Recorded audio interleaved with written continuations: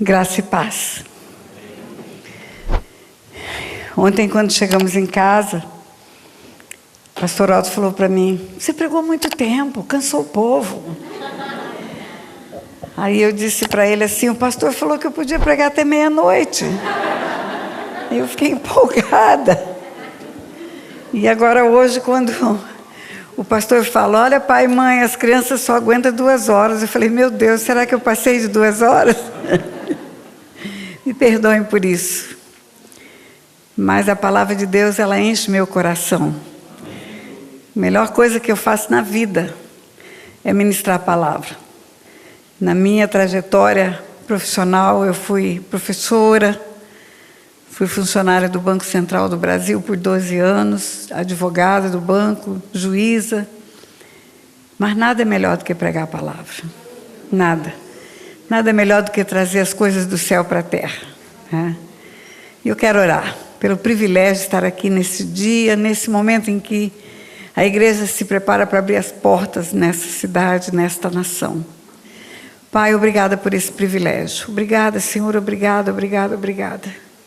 Eu digo que não tenho uma agenda, eu tenho uma missão, e o Senhor faz a agenda para que eu cumpra a missão.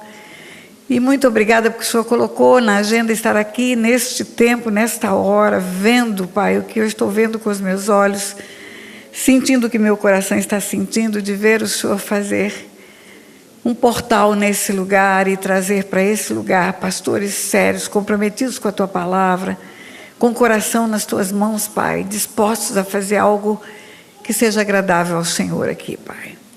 Senhor, obrigada pelo privilégio de trazermos do Brasil para cá, Senhor. Do Brasil para cá essa semente, Senhor, muito obrigada. Pedimos que o Senhor complete a obra que o Senhor começou.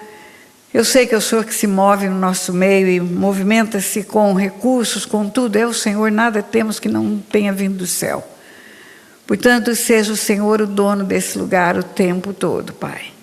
Seja o Senhor a falar, seja o Senhor a agir, seja o Senhor a convencer, seja o Senhor o tempo todo a fazer, Pai. Nós te damos o primeiro lugar, declaramos a nossa dependência integral do Senhor, Pai. Nossa suficiência vem do Senhor, não vem de nós, Pai. Ela vem do Senhor, Pai. Por isso, faça aquilo que o Senhor planejou fazer nesta noite, Pai, em nome de Jesus. Amém, amém e amém. Podem sentar. Obrigada, filha. Se eu contar para o meu neto, Tiago, que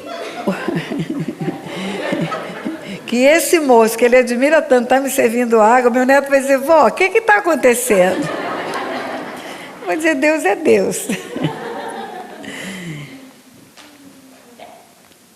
Segunda Epístola de Paulo aos Coríntios, capítulo 1, versículo 20. Eu leio um versículo só, depois eu cito os outros versículos e você pode procurar, que você vai ver que eu cito o que realmente está na palavra, o que vem ao meu coração, mas primeiro veio do céu. Mas eu leio sempre um, para que ninguém diga: ela não abre a Bíblia. Eu abro sim, eu estudo muito a Bíblia. Mas eu não sei ficar presa no papel. Eu preciso dar liberdade ao Espírito Santo quando eu estou ministrando, porque muitas vezes ele acrescenta e acrescenta e acrescenta. E assim é, e assim tem sido, e quase 40 anos ministrando a palavra, eu nunca usei um esboço, nunca usei um papel, porque eu me perco se eu usar um papel. Eu vou ficar presa em algo que eu preparei, e não aquilo que o Espírito Santo quer fazer através de mim. O versículo está em 2 Coríntios, capítulo 1, versículo 20. É um versículo só um. Porque tantas quantas são as promessas de Deus, tantas tem nele o sim, porquanto por ele também o amém, para a glória dele, por nosso intermédio. Porque tantas quantas são as promessas de Deus, tantas tem nele o sim, porquanto também por ele o amém, para a glória dele, por nosso intermédio. Se fôssemos colocar isso numa linguagem coloquial, eu diria que tudo que Deus prometeu para nós, tudo que Ele empenhou a palavra dEle, Ele concorda com Ele mesmo que se cumpra, Porque quando se cumpre, Ele é glorificado. É Ele, é por nosso intermédio, mas Ele é quem recebe a glória. Hoje cantamos aqui, glorificamos o Senhor. Quando uma promessa de Deus se cumpre na vida de uma pessoa, que ela noticia, compartilha com a igreja, com irmãos, com a família, o bem que foi feito para ela, a nossa reação sempre é dizer glória a Deus, glória a Deus, glória a Deus. Você vê alguém lutando pela conversão de sua casa, tem uma promessa, crê no Senhor Jesus, será salvo tu e a tua casa. E aí a pessoa chega e fala, minha família se converteu. Resposta da igreja, glória a Deus. Né? Alguém que tem um diagnóstico de morte ou enfermidade rara, não há nada na medicina que indique cura e você ora pela pessoa e ela clama, ela pede a Deus e quando ela vem com o resultado do exame, dando como curada, e ela conta para a igreja diz glória a Deus. Né? Na verdade, tudo que Deus prometeu para nós, Ele tem interesse que aconteça. Ele tem interesse em que se cumpra. Não há nada que Ele promete que Ele não quer que aconteça. Por quê? Porque toda vez que uma promessa dele se cumpre, Ele é glorificado. Há uma glória para Ele e não para nós. Há um bem para nós, mas há uma glória para Ele. E se eu falar de todas as promessas de Deus, são milhares, são inúmeras promessas na Bíblia, inúmeras. Todo mundo sabe o que é uma promessa, todo mundo reivindica uma bênção prometida pelo Senhor. Mas como compreender que Deus concorda com ele, tantas quantas são as promessas de Deus? Tantas tem nele o sim, porquanto por ele também o amém. Sim, amém é concordância. Sim, amém é a expressa manifestação de concordância. Quando o pastor fala algo com a igreja, fala amém, igreja, e a igreja fala amém, significa eu concordo. E existe um princípio espiritual. Eu falei para você que o mundo espiritual é regido por leis. E que Deus me fez juíza para entender o mundo espiritual. O mundo espiritual é legal. Tudo é dentro de leis. Tudo. Do Gênesis ao Apocalipse. E existem duas leis espirituais que são importantes que saibamos, que vão regulamentar o bem ou o mal na nossa vida. Que vão trazer luz ou trevas. Eu disse ontem que existem portas que conectam o mundo natural com o mundo espiritual, portas que são abertas pelo lado de dentro, pelo pecado, para o mundo das trevas.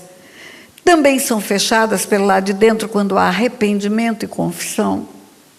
Arrependei-vos e convertei-vos para serem cancelados os vossos pecados. O pecado é a matéria-prima para abrir portas para o inimigo. O arrependimento é eficaz para liberar a graça de Deus e cancelar o pecado. E eu disse que o salário do pecado é morte, é morte. O salário do pecado é a morte. E eu disse que morte não é ficar num caixãozinho, com a mãozinha cruzada, 7 palmos no chão. Morte é separação de Deus. Separação de Deus. E quando o homem se arrepende do pecado, quando ele tem um coração realmente contrito por haver ferido a lei de Deus, ele fecha a porta que ele abriu pelo pecado. Arrependimento e remorso são diferentes. No remorso, a pessoa está preocupada com as consequências na horizontal. A reputação ficou ruim, o casamento acabou, a vergonha pública veio. Mas no arrependimento ele está preocupado com o coração de Deus. Pequei contra o Senhor. Quando Davi foi confrontado no adultério e no homicídio, o profeta vai ao seu aposento e Davi fala, pequei contra o Senhor. Quando o filho pródigo se arrepende, que volta para a casa do pai, diz, voltarei para a casa do meu pai e direi, pai, pequei contra o céu e diante de ti já não sou digno de ser chamado teu filho. E o pecado é cancelado pelo arrependimento, não pelo remorso. O remorso ele continua trazendo culpa para o coração da pessoa. Judas suicidou, teve remorso e suicidou. Remorso não resulta em perdão, remorso resulta em culpa. E culpa resulta em falta de perdão, auto-perdão. A culpa é alguém que não se perdoa e acaba destruindo a sua própria vida, porque não vê saída para aquilo que cometeu. Mas o arrependimento é a transparência do nosso coração diante de Deus, é a convicção de que transgredimos uma lei de Deus e que queremos voltar para o lugar. Voltarei para a casa do meu pai e direi: Pai, pequei contra o céu e diante de ti, não sou digno de ser chamado teu filho. E nós temos aprendido ao longo de anos e anos e anos trabalhando com libertação, que toda vez que nós queremos levar da terra para o céu alguma coisa, é preciso haver concordância. Quando dois concordam na terra, ou mais, há concordância no céu.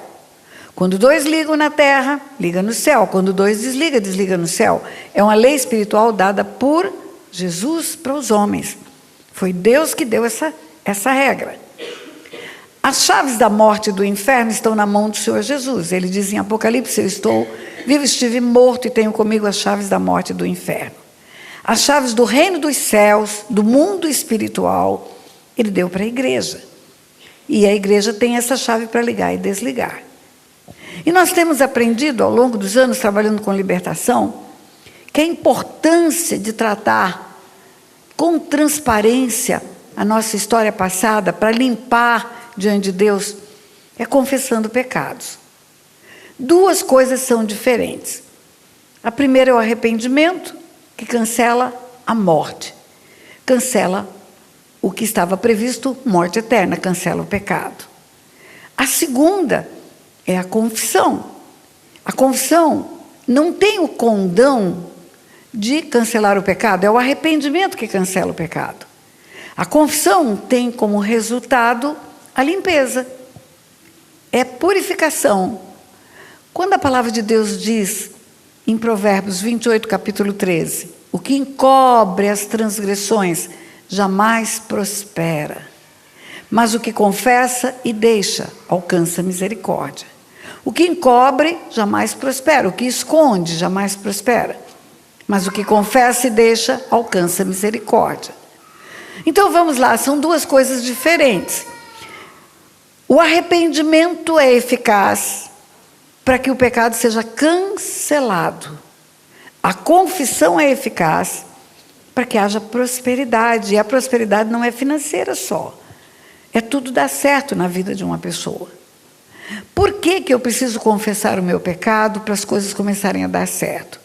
Porque tudo que está em oculto, tudo que está encoberto, está na jurisdição das trevas.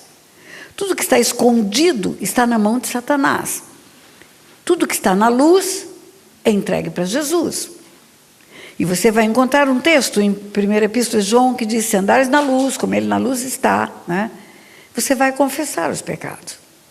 E lá está escrito: se confessarmos os nossos pecados, ele é fiel e justo para perdoar os pecados e nos purificar de toda injustiça. Perdoar e purificar são verbos diferentes. Perdoar não é sinônimo de purificar. Purificar é limpar. Perdoar é remir, é zerar a dívida. Purificar é limpar. Se confessarmos nossos pecados, ele é fiel e justo para perdoar os nossos pecados e nos purificar de toda injustiça. Uma coisa é uma coisa, outra coisa é outra coisa. O perdão te dá vida eterna. O perdão tira a morte eterna. O perdão cancela a morte. Você foi condenado à morte eterna pelo pecado, arrependeu-se, cancelou o pecado, nasce de novo, pode ter vida eterna de novo. Mas Deus não está preocupado só com a nossa vida eterna. Eu disse que me converti com 14 anos, e eu tenho 74, então eu tenho 60 anos de conversão. 60 anos caminhando no Evangelho. Se nesses 60 anos a única coisa que estivesse prometido para mim era a vida eterna, e não vida abundante, a vida aqui na terra, eu estaria doida para acabar essa vida na terra, para começar a vida eterna, porque estaria tudo muito ruim aqui. Se Jesus fala: o ladrão não vem senão somente para matar, roubar e destruir, mas eu vim para que tenham vida e a tenham em abundância. O ladrão não vem senão somente para matar, roubar e destruir. O ladrão, você aprendeu ontem, é um anjo que foi expulso do céu. Satanás, o dragão, a serpente, o ladrão, que vem para fazer destruição na terra. E quando Jesus fala, o ladrão não vem senão somente para matar, roubar e destruir, mas eu vim para que tenham vida e a tenham em abundância. Jesus está fazendo a notícia de um antagonismo. Tem um que mata, rouba e destrói, que é o ladrão. E tem ele, que é Jesus, que vem para que tenhamos vida e a tenhamos em abundância. E se você imaginar que isso só vai acontecer na eternidade, e nesses 60 anos que eu estou aqui, viva e ativa no planeta Terra, já convertida, eu quero vida abundante agora. Eu não quero vida abundante só na eternidade. Na eternidade, com certeza, será vida abundante. Quando Jesus fala, o ladrão não vem senão somente para matar, roubar e destruir, não está falando de eternidade. Sabe por que eu sei? Porque na eternidade, ele vai estar preso num lago de fogo e de enxofre, como está escrito em Apocalipse 20:10. Ele não mata, ele não rouba, ele não destrói mais.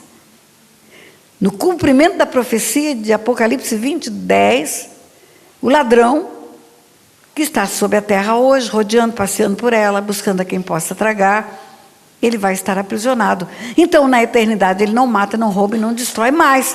Então, ele mata, rouba e destrói enquanto caminhamos aqui na terra. E aí, quando eu digo a você que uma coisa é outra coisa e outra coisa é outra coisa, o arrependimento do pecado é suficiente para te dar vida eterna. Legal. Se a vida fosse um jogo, com 74 anos, eu já estaria no meio do segundo tempo. Tenho mais passado do que futuro. Mas eu acredito que vai ter prorrogação e pênalti. Mas o jogo vai acabar. Ele vai acabar. A rainha desta terra morreu com 94 anos, acabou o jogo. Teve prorrogação e pênalti. Mas acabou o jogo. Vai acabar. Todos nós vamos ter um termo final. Você não conhece ninguém na face da terra que tem 150 anos. Todos chegaram no dia final.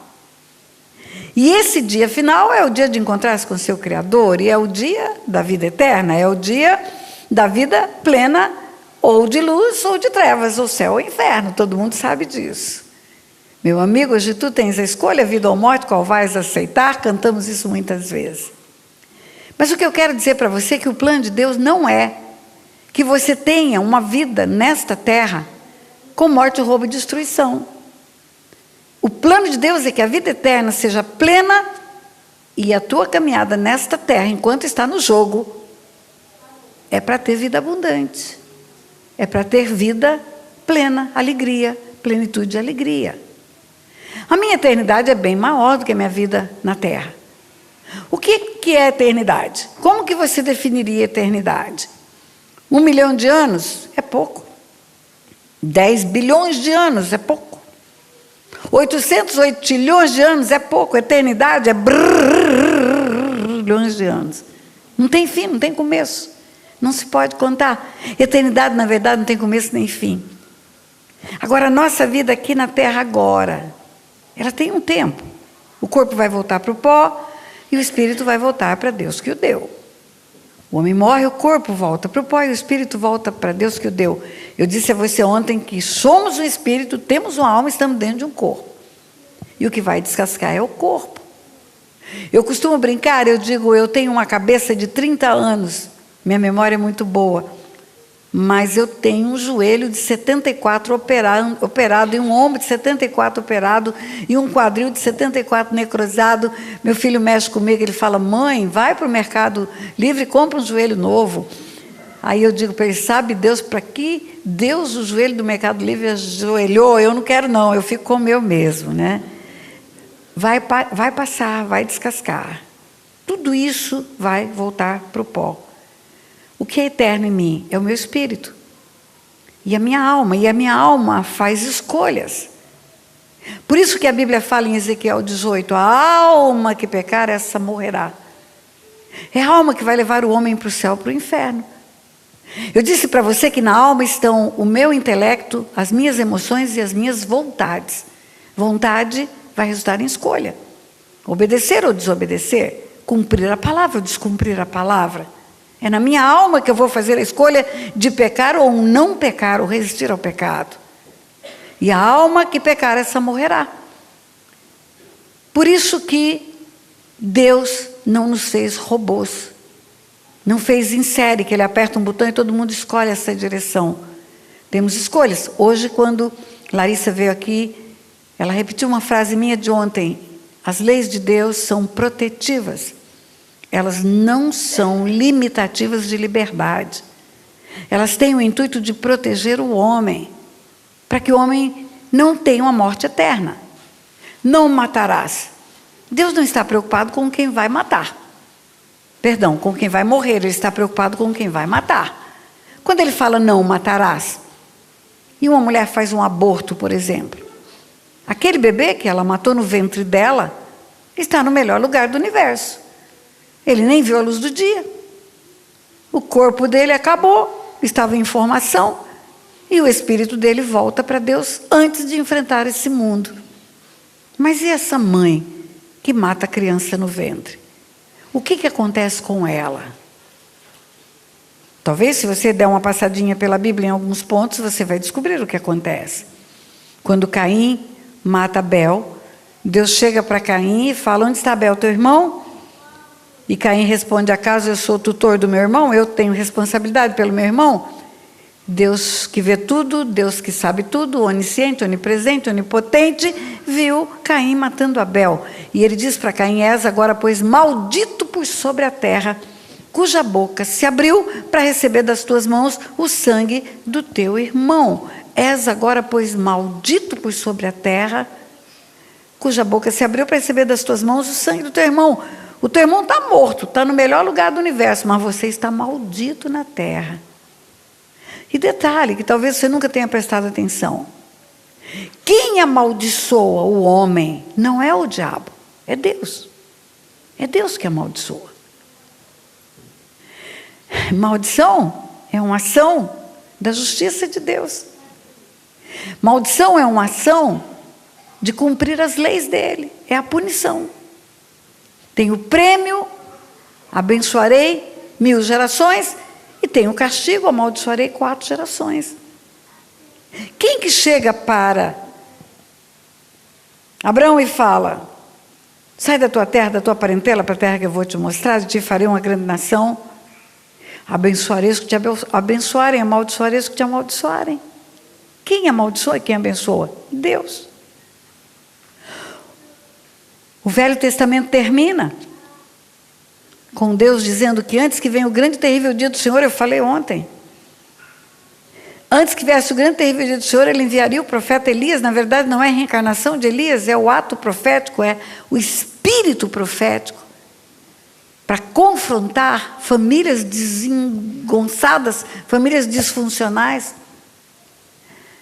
Ele enviaria a unção profética de Elias para que os pais se convertessem aos filhos e os filhos aos pais. Para que eu não venha e fira a terra com maldição. Eu não fira a terra com maldição. Quem que é o eu nesse texto bíblico? É Deus. Quem que amaldiçoa, quem que abençoa? É Deus. O demônio, ele não é independente de fazer o que ele quer, na hora que dá na telha, não. Ele só faz o que Deus permite. Os demônios estão todos debaixo de uma tutela de Deus, mesmo sendo anjos caídos, anjos que deixaram o domicílio original e se converteram em trevas. O espírito imundo das trevas, Satanás e seus demônios, estão debaixo da autoridade de Deus. Por que você acha que no livro de Jó, que é o livro mais velho da Bíblia, mais velho cronologicamente, antes do livro de Gênesis foi escrito o livro de Jó? Por que você acha que lá está escrito que Satanás está rodeando a terra, passeando por ela, e vai até Deus perguntando se pode tocar em Jó? Porque é um livro didático. Deus queria que soubéssemos que há uma permissão de Deus para a ação de Satanás. Ele não age independente de Deus. E quando ele pede permissão a Deus? Quando transgredimos as leis de Deus. Imagine você que há um Supremo Tribunal no universo. Imagine você que esse Supremo Tribunal tem um justo juiz, que é o legislador também. Ele fez a lei e ele instala o Supremo Tribunal. O Filho dele é o advogado. O Espírito Santo é fiel testemunha. E Satanás é o acusador. A acusação na terra, num tribunal, é feita pela promotoria. Satanás apresenta a acusação diante de Deus, porque ele quer ver a punição do réu. E você imagina que um juiz sério, um juiz na terra, um juiz sério, um homem sério, que recebe uma peça de acusação da promotoria, com todos os detalhes do crime praticado, e com provas concludentes, que provam o fato narrado pela promotoria. O juiz tem os fatos, o juiz tem as provas, tudo junto pela promotoria. Você acha que esse juiz, se ele for sério, ele vai julgar o culpado inocente? Não vai. Ele vai ter que aplicar a acusação com justiça e vai condenar o culpado. É assim que funciona o mundo espiritual. Quando a Bíblia fala que ele nos acusa dia e noite diante do Pai, nos acusa do que fazemos. Tem gente que fala, Deus não vai escutar a mentira do diabo. Claro que não vai. O diabo nem ousa chegar diante de Deus com mentiras. Mas ele apresenta o que é certo, o que ele viu e o que aconteceu. E Deus cria mecanismos para o homem poder ficar livre dessas acusações de Satanás. É o arrependimento, é a confissão. O arrependimento garante a vida eterna. A confissão limpa a sujeira espiritual que tem na vida do homem. Imagine comigo, vou te dar um sentido figurativo. Imagine aqueles acumuladores que aparecem no Discovery. Aquele homem que junta lixo, junta lixo, junta lixo, junta lixo, junta lixo em casa, fica catando lixo nos resíduos das esquinas, nas portas, nos sacos de lixo, nas lixeiras. Ele é doente, ele não é normal. E ele enche a casa dele de lixo. E junto com o lixo, vem moscas, vem baratas, vem percevejos, vem lacrais, vem ratos, vem tudo de ruim.com.